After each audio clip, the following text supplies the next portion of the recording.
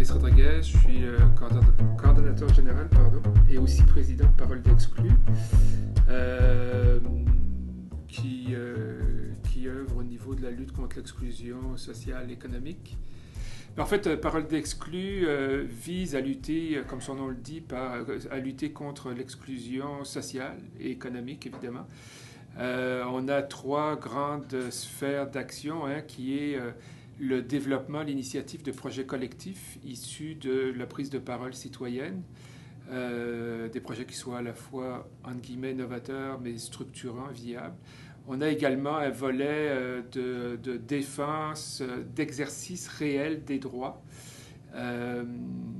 entre autres par l'actualisation de projets. Et également, le troisième volet, c'est celui de production, de transfert, d'échange de savoir, de connaissances, spécifiquement dans le domaine de la lutte contre l'exclusion.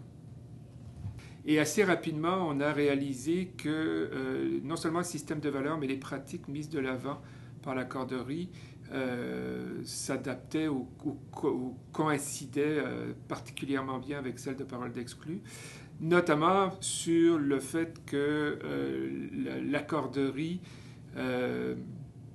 propose un système d'échange, un réseau d'échange qui a un impact direct sur les conditions de vie matérielle et économique des gens, d'une part, et d'autre part, qui est basé sur la mise en commun des savoirs, des échanges, partent des savoirs, des services que les gens peuvent partager. Ça suppose, en fait, que toute personne possède des savoirs et des connaissances et est capable de contribuer à la société, ce que nous, on met de l'avant également. Nous, la particularité à Montréal de la Corderie, c'est qu'elle s'est développée dans un projet de mobilisation locale, une à Montréal-Nord et un autre projet dans Hochelaga-Maisonneuve, donc dans l'est du quartier, un quartier aussi qu'on connaît pour ces problématiques liées à la pauvreté. Dès le départ, on a ouvert un local communautaire qu'on a mis à la disposition des citoyens, de l'ensemble. Ça s'est fait à travers un projet de logements sociaux. Donc notre principal allié, la CHAPEM, qui est la Société d'habitation populaire de l'Est de Montréal, elle travaille à l'implantation et au développement des logements sociaux. Et nous, à l'intérieur de ces logements-là, on a ouvert un local communautaire qui est disponible à l'ensemble de la population. Donc, quand les gens viennent, ils sont directement exposés, on pourrait dire, à ce que c'est la Corderie, mais en même temps, ils voient qu'il y a d'autres actions. Donc, pour nous, c'est une approche complètement intégrée, même si la logique de la Corderie, le membership, etc., en soi, se tient par lui-même.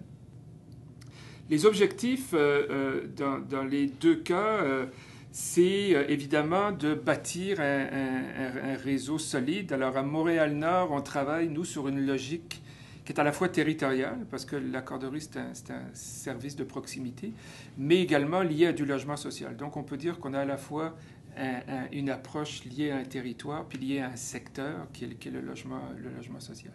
Alors, on est parti d'un îlot et on est en train d'élargir sur le territoire de Montréal-Nord. Cet été en particulier, on élargit le territoire pour aller rejoindre une population plus grande, plus diversifiée.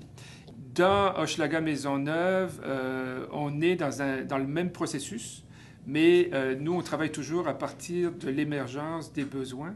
Et on est en train de compléter une étude, comme on a fait à Montréal-Nord l'an dernier, avec un réseau universitaire. On fait une étude sur les besoins et les aspirations de la population locale. Et en fonction de ça, on va, avec la population, faire émerger des projets.